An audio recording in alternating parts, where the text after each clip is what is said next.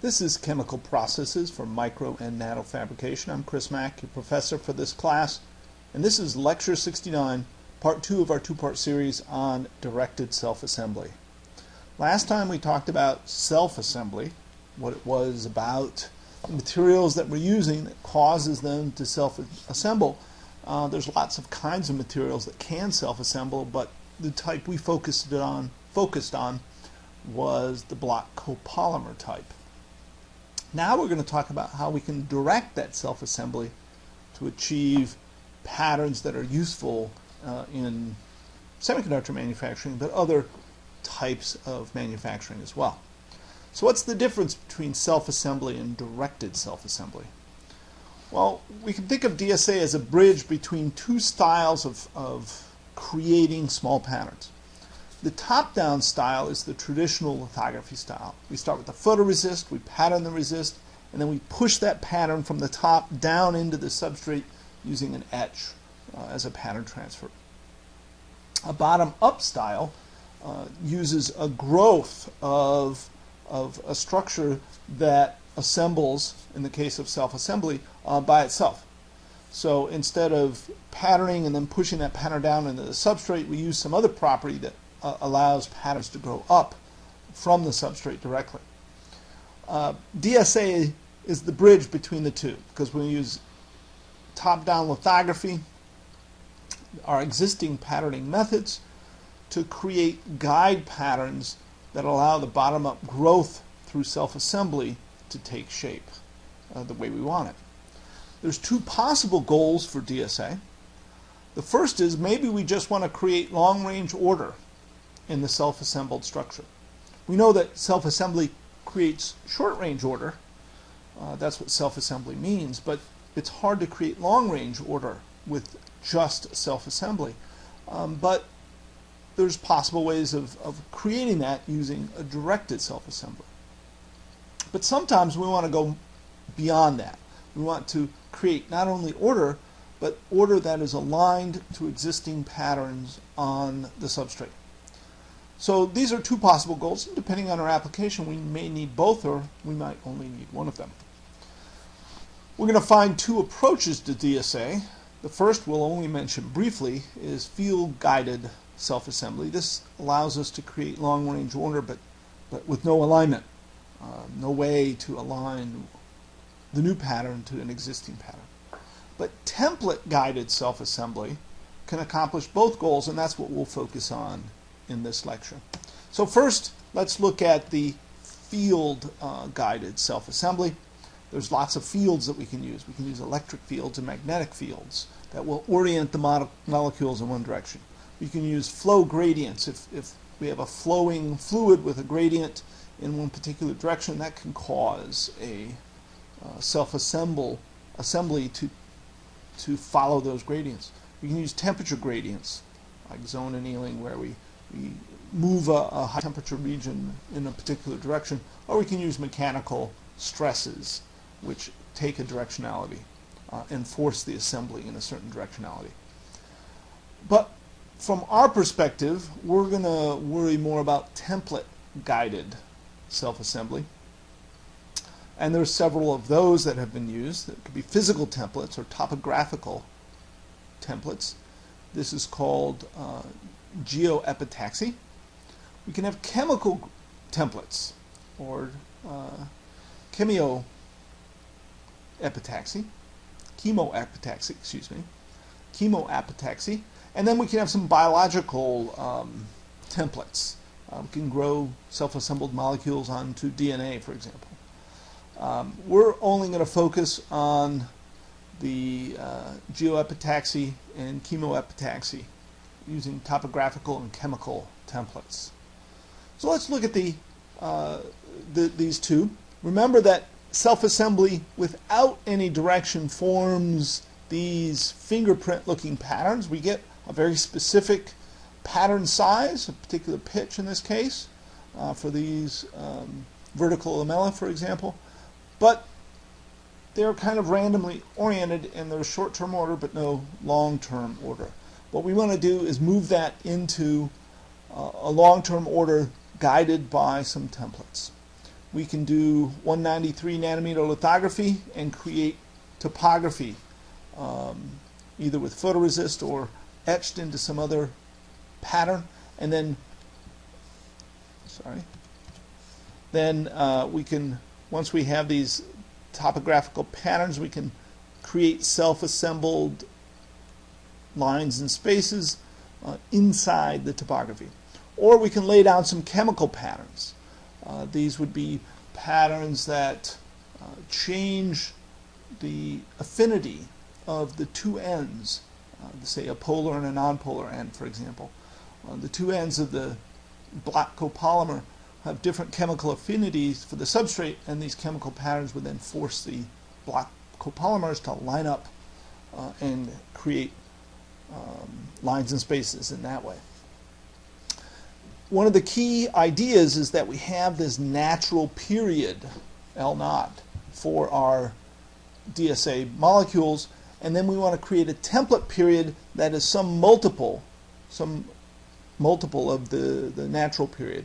So for example, if you have m equal to, you could have m equal to 2 or 3 or 4, and then you create a template period that's 2 or 3 or 4 times bigger than the natural period.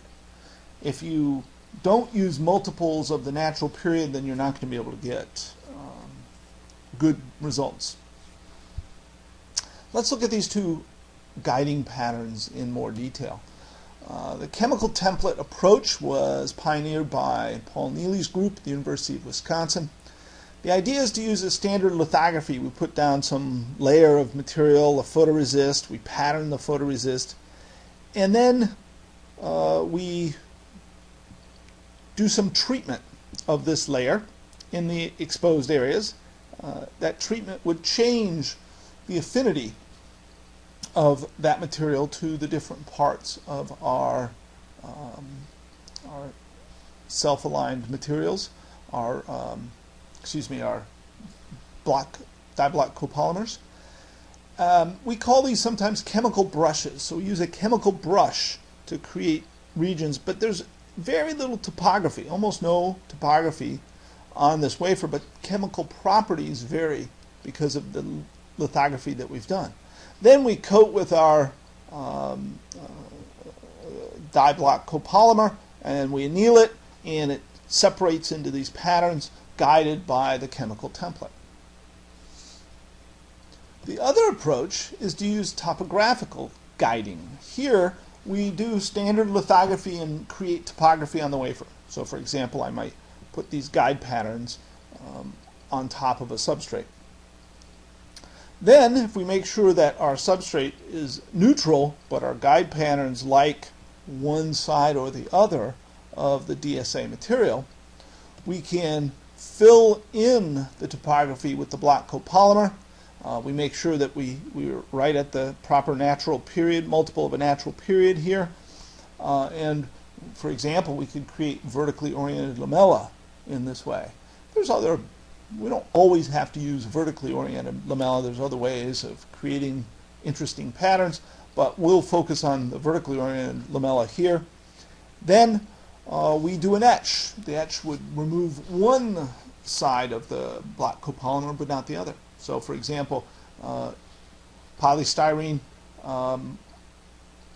might have an etch resistance to a certain chemistry that PMMA doesn't, and so the PMMA can be etched away, leaving the polystyrene behind, and we've got our pattern now with a period of the natural period of our directed self-assembly material.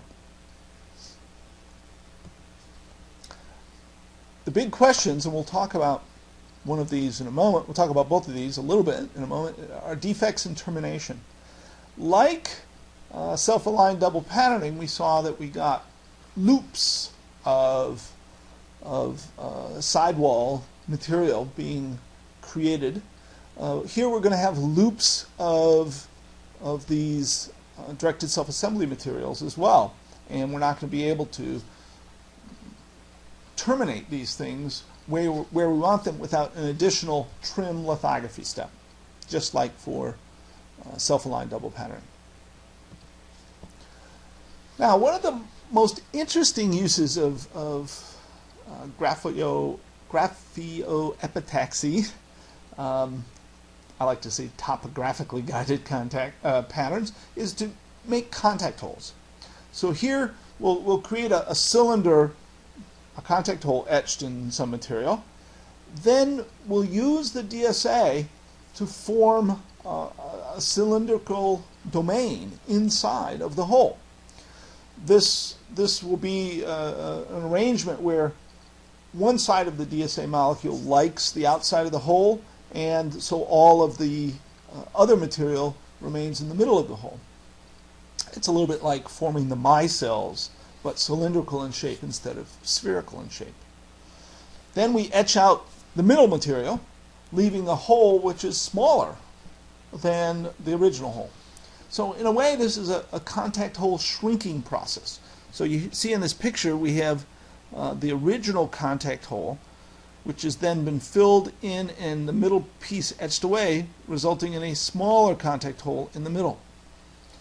One of the interesting things about this is that the nature of the DSA molecule tries to put that small hole at a specific dimension.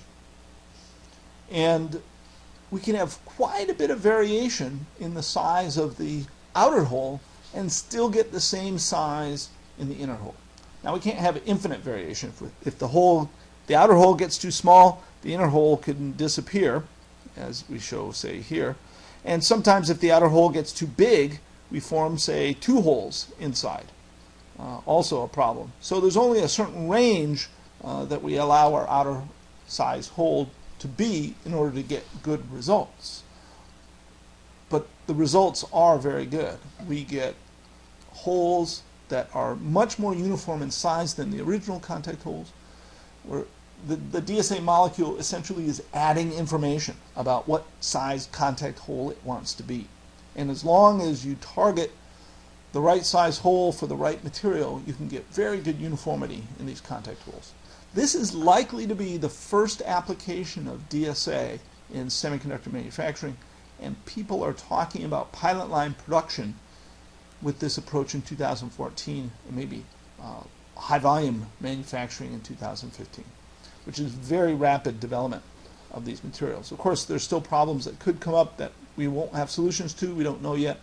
In particular, defectivity is one of our biggest problems. We'll talk about that in a moment, but first let's talk about resolution. One of the goals of DSA will be to print small features, small patterns, and once we print small things, we almost always want to shrink them. We want to make them smaller. So is there a roadmap to making the DSA resolution better? Our basic theory of formation says that the natural period L0 is a function of three things. A is the monomer size. Chi is the Flory-Huggins interaction parameter. How strongly do the two halves of our DSA molecule dislike each other? That's what a high chi means. And N is the chain length. How many monomer units are stacked up to make our chain? We also know that microphase separation only occurs when chi n is large enough. It has to be bigger than about 11, but in theoretically, but in practice, it usually needs to be closer to 20 or larger. So what can we do? Well, we can make the monomer size smaller. We can make A smaller, but that's kind of hard to do. Monomer size is about a monomer size, and we can try for smaller monomers, but we can only go so far. The other thing is to make N smaller. That would also be a large way of improving N0. But chi times N has to be fixed, has to be a large number. So if I make N smaller, I have to make chi larger. And that's the approach that we try to make. If we assume chi times N is fixed at some number, say 15 or 20, something like that, then we find that the natural period will go as something like 1.5 times the monomer size times the square root of n. And this is our scaling equation for DSA resolution. If you want to improve the resolution, you have to make n smaller. If you want to improve resolution by a factor of 2, you have to make n smaller by a factor of 4. at the same time keeping chi times n fixed, which means we have to increase chi by a factor of 4. Well, that's going to be difficult to do. I doubt we'll be able to move by factors of 4 and chi and n, but we could probably do factors of 2, and that will give us at least a generation of improvement for L0.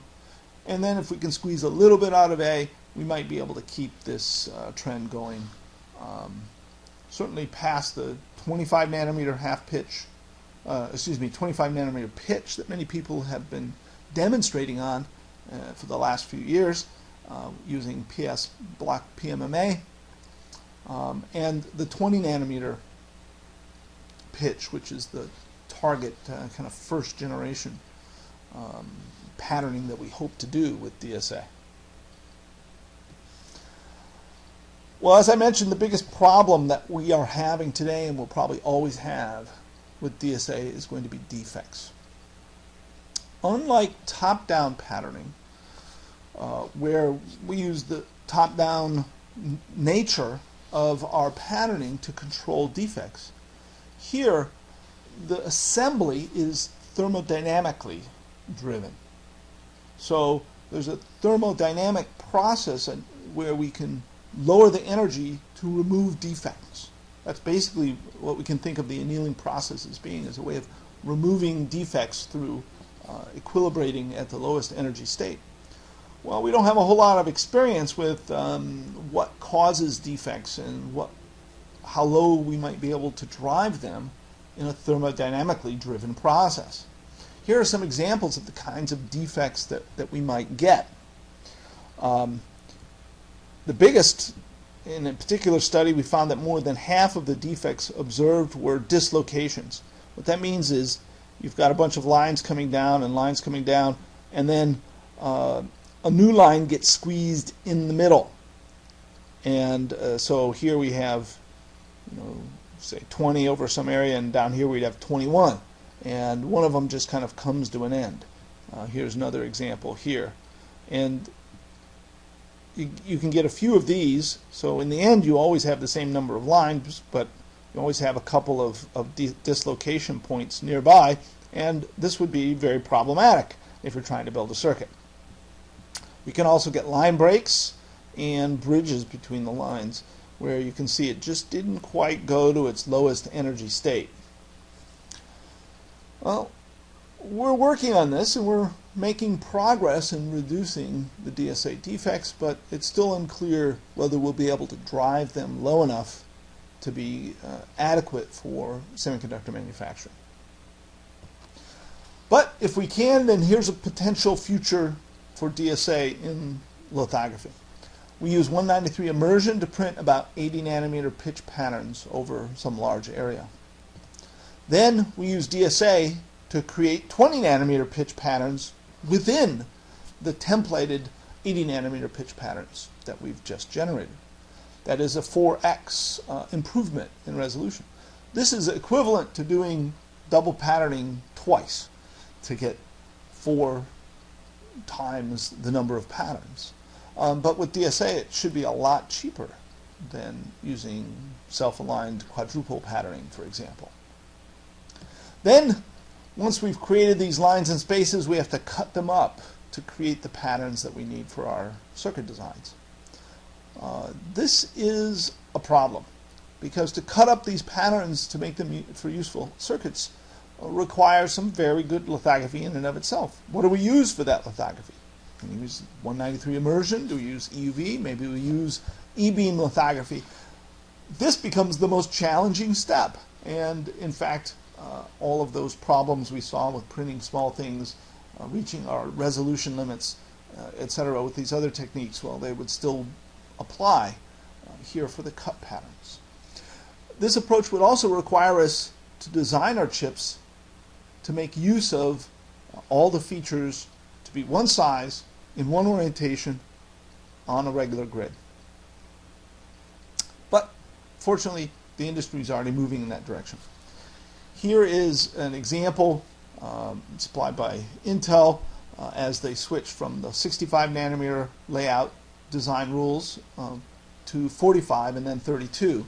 Both 45 and 32 made use of unidirectional features with a uniform dimension and a gridded layout, at least for the polysilicon gate or the metal gate features, not for everything yet. But you can see the difference here. Here's the poly gates, and they're curved, and there's different dimensions to them. And here's the poly gates in the new layout style, and you can see it's a whole bunch of lines that have been cut with lithography steps. And again, these lithography cuts are very challenging to make them small and well controlled, but nonetheless, DSA might be a good way of creating the lines that we put down before we cut them up. So, what have we learned? In lecture 68, we talked about self-assembly. In lecture 69, we talked about how to direct that self-assembly to be useful for things like lithography. As always, you should be able to quickly and easily answer these questions. If not, please go back and review the material. What are the two common ways to create guided patterns for DSA in lithography? How is DSA likely to be used first in semiconductor manufacturing? How can DSA resolution be improved? And finally, what is the biggest problem for DSA in semiconductor manufacturing? Well, that concludes our lectures on DSA and most of our lectures on nanofabrication. It's been a great pleasure teaching this class to you, and I hope that you've enjoyed it and gotten something valuable from it. Thank you much.